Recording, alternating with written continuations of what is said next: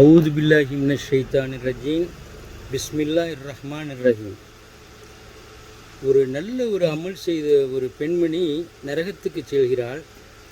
ஒரு நடத்தை கெட்ட பெண் சொர்க்கத்துக்கு செல்கிறாள். ரசூல் ஸல்லல்லாஹு அலைஹி வஸல்லம் சொன்னாங்க, ஒரு நல்ல ஒரு பெண் தொழுகை, இபாதத், நோன்பு எல்லா அமல்களும் இருக்குது. ஆனால் ஒரே ஒன்று மட்டும் தவறு செஞ்சு விட்டாங்க. என்ன தவறு செஞ்சாங்க? பூனையை கட்டி போட்டு விட்டு சாகடித்து விட்டார்கள். இதுதான் அவங்க செய்த ஒரே ஒரு தவறு. இதனால் அவர்கள் நரகத்துக்குரியவர்களாக ஆயிட்டாங்க. ஒரு நடத்தை கெட்ட பெண் ஒரு கிணற்றை நோக்கி நாய் சுட்டி கொண்டு இருக்கிறது தண்ணீருக்காக. அப்பொழுது தன் காலரை கழட்டி தண்ணீரை விட்டு எடுத்து நாயின் பசியை தீர்த்தார் தண்ணீர் கொடுத்து. அதனால் அந்த நடத்தை கெட்ட பெண் சொர்க்கத்துக்கு செல்கிறாள் என்று நம்முடைய இறை தூதர் அண்ணல் நபி எம்பெருமானார் ரசூல் கரீம் ஸல்லல்லாஹு அலைஹி வஸல்லம் அவர்கள் கூறினார்கள். அடுத்து ரசூல் ஸல்லல்லாஹு அலைஹி வஸல்லம் அவர்கள் சஹாபாக்களுடன் உட்கார்ந்திருக்கக்கூடிய நேரத்திலே ஒருவர் வருகிறார்.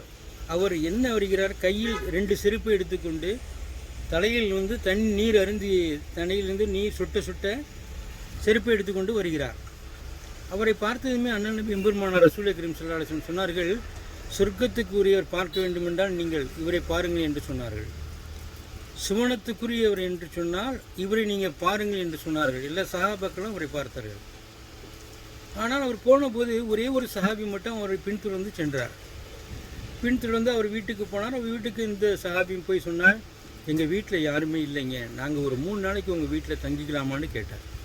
கேட்கும்போது அந்த சஹாபி சொன்னார், தாராளமாக நீங்கள் தங்கிக்கலாம், தாராளமாக இருக்கலாம் எங்கள் வீட்டில் அப்படின்னு சொல்லிட்டாங்க.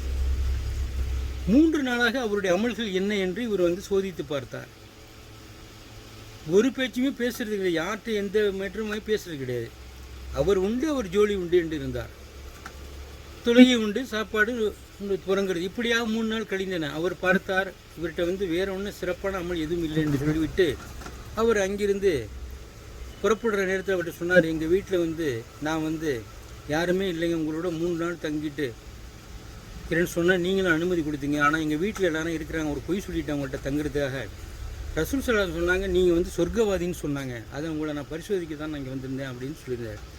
நான் சொர்க்கவாதின்னு ரசூல்லா சொன்னாங்களோ? ஆமாம், சொர்க்கவாதின்னு நீங்கள் ரசூல்லா சொன்னாங்க அப்படின்னு சொன்னாங்க. அல்ஹம்துலில்லாஹ். அடுத்து நரகத்துக்குரிய ஒருவரை கூப்பிட்டு ரசூல் ஸல்லல்லாஹு அலைஹி வஸல்லம் கேட்டார்கள், ஏங்க உங்களுக்கு ஜுரம் வந்திருக்குதா அப்படின்னு கேட்டாங்க. அப்பொழுது அவர் சொன்னார், எனக்கு ஜுரம் என்றால் என்ன அப்படின்னு கேட்டார். ஜுரம் என்ன, உடம்புல சூடாக இருக்கும், ஒரு மாதிரியாக இருக்கும் உடம்பெல்லாம், அதுக்கு பேர் தான் ஜுரம்னு ரசூல்லா சொன்னாங்க. அவர் அப்படியா என்று கேட்டார். அடுத்து இன்னொரு கேள்வி கேட்டாங்க ரசூல் ஸல்லல்லாஹு அலைஹி வஸல்லம், உங்களுக்கு தலைவலி வந்திருக்கிறதா என்று கேட்டார்கள். அவர் கேட்டால் தலைவலின்னா என்ன அப்படின்ட்டு அவர் கேட்டார். தலைவலின்னா தலையில் ஏதாவது நரம்புகள் பிசப்பட்டு தலையில் ஏதாவது ஒரு வேதனை தலைவலி மாதிரி வரும், அதுக்கு பேர் தான் தலைவலின்னு ரசூல் ஸல்லல்லாஹு அலைஹி வஸல்லம் சொன்னாங்க. அவர் சொன்னார், எனக்கு அதுபோன்று ஒன்று தலைவலி வந்ததே இல்லையே அப்படின்றார். அவருடைய வயது என்னவென்று சொன்னால் 40 கடந்திருக்கும், அவ்வளோதான். அதுக்கு மேலே வயசு கிடையாது, 40 வயசு கடந்திருக்கிறார், அவ்வளோதான். சரி நீங்கள் போகலாம் அப்படின்ட்டுமே அவர் சென்றார். அப்பொழுது ரசூல் ஸல்லல்லாஹு அலைஹி வஸல்லம் சஹாபாக்கள்கிட்ட சொன்னாங்க, நீங்கள் ஒரு நரகவாதியை பார்க்கணுன்னா இவரை பார்த்துங்க அப்படின்னு சொன்னாங்க. நீங்கள் நரகவாதியை பார்க்கணுன்னா நீங்கள் இவரை பார்த்துங்க அப்படின்னு சொன்னாங்க. அப்போ சொர்க்கவாதி நரகவாதி ரெண்டுமே சொல்லியிருக்கிறோம். இந்த 2வது ஹதீஸ்னு சொன்ன அடிப்படையில் என்ன விபரங்கிற எனக்கு தெரிஞ்சது என்னவென்று சொன்னால், நான் ஒரு காலடிப்பட்டு கிடைக்கிறேன். நான் ஒரு காலடிப்பட்டு காலில் கட்டி போட்டு வேலை செய்து கொண்டிருக்கிறேன் இப்பொழுது. ஆனால் அல்லாஹ் சுப்ஹானஹு வ தஆலா என்னை சோதிப்பவனாக இருக்கிறான். எப்படி என்று சொன்னால், அல்லாஹ்வுக்கு பிடித்தவர்கள் அல்லாஹ் சுப்ஹானஹு வ தஆலா சோதிப்பான். ஒவ்வொருவரையும் ஒவ்வொரு மாதிரி சோதிப்பான். ஆனால் என்ன அல்லாஹ் சுப்ஹானஹு வ தஆலா என்ன சொன்னால், நான் இன்று கால் கட்டு போட்டு கொண்டிருக்கிறேன், கால் கட்டு போட்டுக்கொண்டு நான் வேலைக்கும் சென்று கொண்டிருக்கிறேன். அது நான் என்னவென்று சொன்னால் அல்லாஹ் என்னை சோதிக்கிறான் என்று தான் நான் நினைக்கிறேன். இதுதான் ஒவ்வொரு மனிதனும் அல்லாஹ் சுப்ஹானஹு வ தஆலா சோதித்து வைப்பான். பணத்தால் சோதிப்பான், பஞ்சத்தால் சோதிப்பான், கொடுத்து சோதிப்பான், கொடுக்காமல் சோதிப்பான். இது சூரத்துல் பராவில் உள்ளது, நான் சொல்லவில்லை. ஆக என்னவென்று சொன்னால், அல்லாஹ் சுப்ஹானஹு வ தஆலா சோதிப்பது ஒவ்வொருவரும் நன்மைக்கு தான் போடும் ஒழிஞ்சு வேறு எந்த கருத்தும் நம்ம கொள்ளக்கூடாது. என்னை வைத்து தான் நான் இதை சொல்கிறேன். அல்ஹம்துலில்லாஹ்.